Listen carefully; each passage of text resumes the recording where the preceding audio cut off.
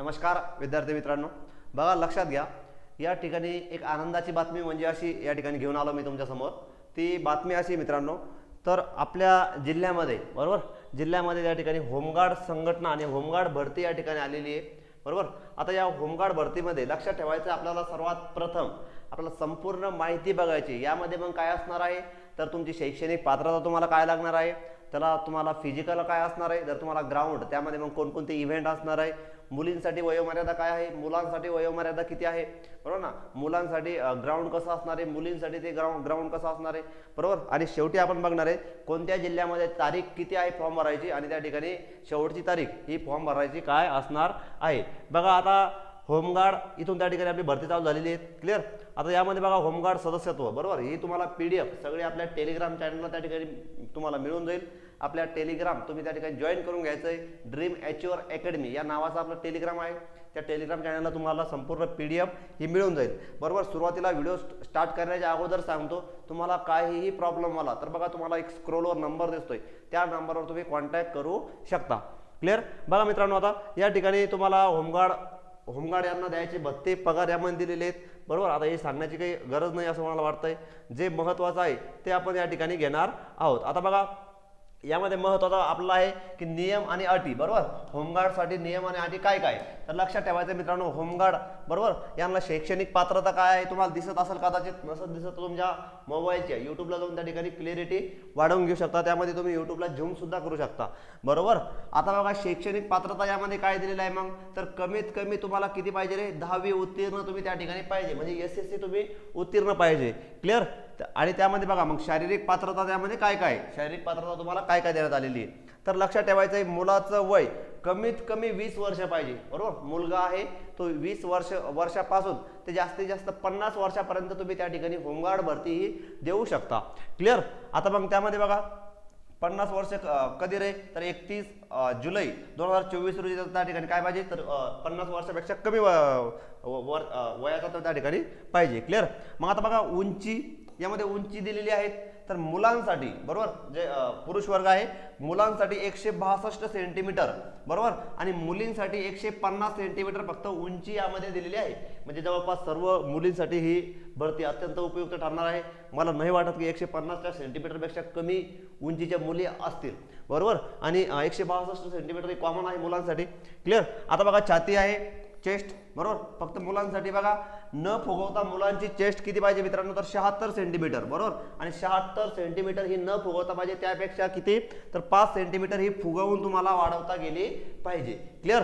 हे झालं त्या ठिकाणी तुम्हाला काय तुमची पात्रता आणि वयोमर्यादा.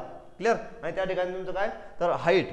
आता त्यानंतर आपण बघू पुढचा महत्त्वाचा भाग म्हणजे कोणता रे, मग त्यासाठी तुम्हाला फॉर्म भरायचा आहे, तर तुम्हाला कागदपत्र कोणकोणते लागतात बाबा, तर बघा तुम्हाला कागदपत्र अत्यंत महत्त्वाचे आहे. क्लिअर. मग त्यामध्ये बघा तुमचा रहिवासी पुरावा असेल, रहिवासी प्रमाणपत्र, मग रहिवासीमध्ये बघा त्यामध्ये तुमचं आधार कार्ड असेल किंवा मतदानाची ओळख, ते मतदान कार्ड असतं आपलं बरोबर. त्यानंतर मग तुम्हाला बघा शैक्षणिक पात्रता, तुम्हाला अगोदर बोललो मी किती, 10वी उत्तीर्ण बरोबर, हे तुम्हाला प्रमाणपत्र त्या ठिकाणी पाहिजे.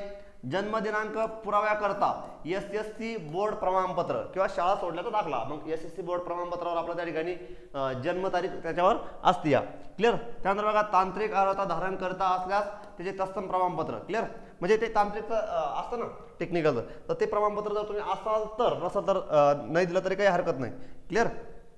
त्यानंतर बघा जर तुम्ही एखाद्या ठिकाणी खाजगी नोकरदार म्हणून काम करता बरोबर, तर त्या ठिकाणी तुम्हाला काय पाहिजे, तर त्या खाजगी मालकाचं बरोबर ना हरकत प्रमाणपत्र पाहिजे. क्लिअर. नंतर बघा 3 महिन्याच्या आतील पोलीस चारित्र्याचे पडताळणी प्रमाणपत्र, आपण त्याला आपल्या भाषेमध्ये कॅरेक्टर सर्टिफिकेट म्हणतो इंग्लिशमध्ये बरोबर. मग त्यामध्ये 3 महिन्याच्या आतील तुम्हाला पोलिसांचं चारित्र्य प्रमाणपत्र, पडताळणी प्रमाणपत्र तुम्हाला त्या ठिकाणी पाहिजे. हा झाला महत्त्वाचा मुद्दा कागदपत्रांचा बरोबर. आता त्यामध्ये बघा मग तुम्हाला शैक्षणिक पात्रता दिलेली आहे, काही शारीरिक क्षमता चाचणी.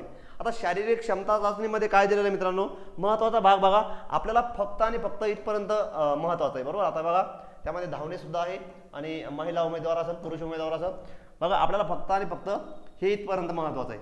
क्लिअर. आता मुलांसाठी किती आहे मित्रांनो, 1600 मीटर. आता 1600 मीटर किती मिनिटामध्ये आहे मित्रांनो? 5 मिनिटं 10 सेकंद, बरोबर. मग त्यामध्ये तुम्हाला 20 गुण दिलेले आहे. मग त्यामध्ये बघा लक्षात ठेवायचं, तुम्ही 5 मिनिटं 10 सेकंदापेक्षा जर तुम्ही जास्त टाइम घेतला तर तुम्हाला त्या पद्धतीने इथं मार्क कमी होत जातात. ते तुम्ही आपल्या PDF मध्ये बघून घ्या वाटलास. आणि मला तर नाही वाटत की तुम्ही त्या ठिकाणी पोलीस भरतीची तयारी या ठिकाणी विद्यार्थी करताय, तर पोलीस भरतीचे विद्यार्थी 100% हे ग्राउंड क्वालिफाय होता, बरोबर. आता लक्षात ठेवायचं ते म्हणतात ना 1600 किंग. त्यानंतर बघा आता महिला वर्ग मुलींसाठी मग काय आहे रे मित्रांनो? तर 800 मीटर, आपलं सेम पोलीस भरतीसारखं, बरोबर. आता 800 मीटर मग त्यांना किती मिनिटात पळायचं आहे? तर 2 मिनिटं 50 सेकंदामध्ये त्यांना त्याच्यामध्ये आहे बघा 25 गुण. क्लिअर? 25 गुण त्या ठिकाणी मुलींसाठी दिलेले आहे. मग तुम्ही जर जास्त टाइम घेतला तर त्या पद्धतीने तुमचे त्या ठिकाणी गुण कमी कमी होत जातात. क्लिअर? बघा आता पुढे महत्वाचा काय मुद्दा आहे बघा. आता मग त्यामध्ये गोळाफेक आहे, बरोबर. गोळाफेक आता मीटरमध्ये किती मीटर आहे रे गोळाफेक? तर बघा 8.50 मीटर किंवा त्यापेक्षा जास्त तुम्हाला 10 गुण आहे. मग त्या पद्धतीने तुमचे पुरुष उमेदवार करता पुरुष उमेदवार जे आता पुरुष उमेदवाराकरिता काय आहे तर 8.5 मीटर तुम्हाला त्या ठिकाणी गोळा फेकायचा आहे. त्या गोळ्यासाठी तुम्हाला 10 गुण हे त्या ठिकाणी देण्यात आलेले आहे. मग त्या पद्धतीने जर तुम्ही कमी फेकला तर ते गुण कमी होत जातात त्या पद्धतीने, बरोबर. शेवटी आहे तुम्हाला 3.10 मीटर, मग तुम्हाला एक गुण फक्त, आणि त्यापेक्षा जास्त जर घेतला तर मग ते 0 गुण. क्लिअर? आता महिला उमेदवारांकरता बघा 10 गुण तुम्हाला या गोळासाठी दिलेले आहे महिलांसाठी. मग तुम्हाला महिलांना किती फेकायचा आहे बाबा गोळा? तर बघा फक्त आणि फक्त 6 मीटर तुम्हाला गोळा फेकायचा आहे. तुम्हाला किती गुण दिलेले आहे? तर 10 गुण तुम्हाला त्या ठिकाणी दिलेले आहे. क्लिअर? आता या ठिकाणी खूप महत्वाचं आहे बघा, उमेदवाराला जास्तीत जास्त 3 संधी दिल्या जातील. म्हणजे गोळा फेकायला तुम्हाला किती? 3 संधी या दिल्या जाणार आहे. आणि त्यातील अधिकतम अंतर हे ग्राह्य धरले जाईल. म्हणजे 3 वेळेस तुम्हाला गोळा फेकायला संधी मिळणार आहे. आणि तुमचा जास्तीत जास्त त्या 3 पैकी जास्तीत जास्त जो गोळा जाईल ते त्या ठिकाणी गृहीत धरला जाणार आहे. क्लिअर? गोळा जर सीमांकन रेषेच्या मध्यावर पडला तर उमेदवारास नजीकच्या वरच्या श्रेणीतील गुण त्या ठिकाणी दिले जाणार आहे. क्लिअर? चलो नेक्स्ट बघा, महत्वाचं काय आहे? तांत्रिक पात्रता. आता यामध्ये बघा खूप महत्वाचं आहे तांत्रिक पात्रता. मग प्रमाणपत्र कोणकोणते तुमचे बघा. जर तुम्ही ITI जर तुमच्याकडे असेल ITI प्रमाणपत्र, बरोबर, तर यापैकी एक अट पूर्ण करीत असेल तर तुम्हाला 2 गुण मिळणार आहे. ITI जर तुम्ही असणार तर, बरोबर. खेळामध्ये प्रावीण्य म्हणजे स्पोर्ट्स सर्टिफिकेट असेल तुम्हाला जिल्हास्तरीय क्रीडामध्ये तर तुम्हाला 3 गुण मिळणार आहे. माजी सैनिक माजी सैनिकाचं काय पाहिजे? डिस्चार्ज कार्ड पाहिजे, बरोबर. तुम्हाला 5 गुण त्या ठिकाणी दिले जाणार आहे. NCC तुम्ही जर महत्वाचं म्हणजे NCC असाल तर तुम्हाला त्या ठिकाणी 7 गुण, बरोबर. नंतर बघा NCC B आणि NCC C यामध्ये प्रकार असतात. तर C असल्यास तुम्हाला 8 गुण, बरोबर. जड वाहन परवाना म्हणजे त्या ठिकाणी तुम्हाला जड वाहन चालवण्याचा प्रमाणपत्र पाहिजे, 4 व्हीलरचं लायसन तुम्हाला पाहिजे, बरोबर. त्यासाठी सुद्धा तुम्हाला त्या ठिकाणी काय असणार आहे तर 10 गुण. एकूण तुम्हाला या ठिकाणी 10 गुण हे मिळणार आहे. क्लिअर? जर या तुम्ही सर्व अटी पूर्ण करत असाल म्हणजे तुमच्याकडे सर्व प्रमाणपत्र जर असेल, बरोबर, म्हणजे त्यामध्ये ITI असेल, स्पोर्ट असेल, त्यानंतर माजी सैनिक डिस्चार्ज कार्ड असेल, त्यानंतर बघा तुम्ही NCC मध्ये B आणि C दोन्ही प्रमाणपत्र असेल, हे संपूर्ण जर तुमच्याकडे कागदपत्र असेल तर तुम्हाला एकूण किती मित्रांनो? 10 गुण हे तुम्हाला मिळणार आहे. किती गुण मिळणार आहेत? 10 गुण. क्लिअर? चलो आता नेक्स्ट बघू आपण पुढे मग काय दिलेलं आहे त्यांनी. आता बघा हे आपल्याला महत्वाचं नाही मित्रांनो, म्हणजे यामध्ये मग ऑनलाईन अर्ज भरण्याची तारीख आणि किती वाजेपर्यंत ते ऑनलाईन अर्ज तुम्ही भरू शकता. क्लिअर? तर यामध्ये दिलेलं आहे बघा ऑनलाईन अर्ज भरण्याची मुदत किती तारखेपर्यंत आहे तर 31 जुलै, बरोबर, 2024 5 वाजेपर्यंत. आता बघा आपण त्या ठिकाणी काय करणार आहोत मित्रांनो, तर यामध्ये आपण जिल्हा वाईज, बरोबर ना, कोणत्या जिल्ह्यामध्ये फॉर्म भरण्याची तारीख किती आहे, क्लिअर, ते आपण या ठिकाणी बघणार आहोत. आता बघा या जागा आहेत, बरोबर, रिक्त जागा तुम्ही लक्षात घ्यायच्या आहे. एकूण पुरुषांसाठी जागा किती मित्रांनो तर 255 जागा या पुरुषांसाठी आहे. आणि महिलांसाठी जागा किती आहे तर 216 जागा या महिलांसाठी रिक्त आपल्याला बघायला मिळतात. क्लिअर? चलो आता आपण बघा जिल्हा वाईज ज्या जागा आहे मित्रांनो त्या जागा आपण बघणार आहोत. आणि जिल्ह्यावर तुम्हाला त्या ठिकाणी जे दिलेलं आहेत, बरोबर, फॉर्म भरण्याची तारीख ती त्या ठिकाणी तुम्हाला इथं समोर दिसते स्क्रीनवर. आता बघा यामध्ये मग तुम्हाला काय दिलेलं आहे रे बाबा तर लक्षात घ्यायचं तुम्ही. सातारा जिल्हा, बरोबर. आता सातारा जिल्ह्यामध्ये अर्ज भरण्याचा कालावधी काय आहे तर 15 तारखेपासून ते 31 तारखेपर्यंत या ठिकाणी सातारा जिल्ह्याचा फॉर्म भरण्याची तारीख आहे.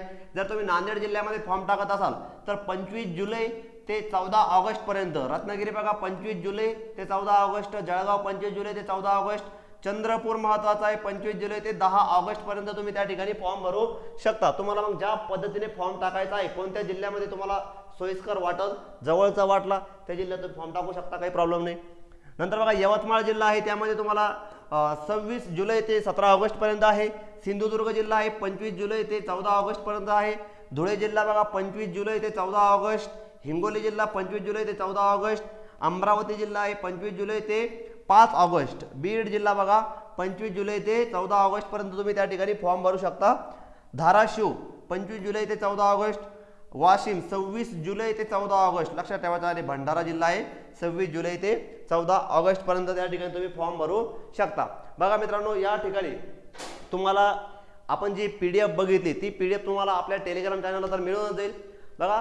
परंतु माझी अशी एक विनंती आहे की 100% तुम्ही हा फॉर्म भरा आणि त्या ठिकाणी तुम्ही 100% या नोकरीला तुम्ही पात्र ठरणार, बरोबर. आणि ही नोकरी तुम्ही जॉईन करू शकता. बघा आपल्याला त्या ठिकाणी सोबत काय करायचं आहे, तर त्या ठिकाणी ही सोबत घेऊन जा. तुम्ही पोलीस भरती करता तर पोलीस भरती कंटिन्यू कराच, काही प्रॉब्लेम नाही. परंतु काहीतरी आपल्याकडे आवक जावक पाहिजे म्हणून आपण ही नोकरी त्या ठिकाणी करू शकता, बरोबर. सर्वांना या नोकरीसाठी खूप खूप शुभेच्छा.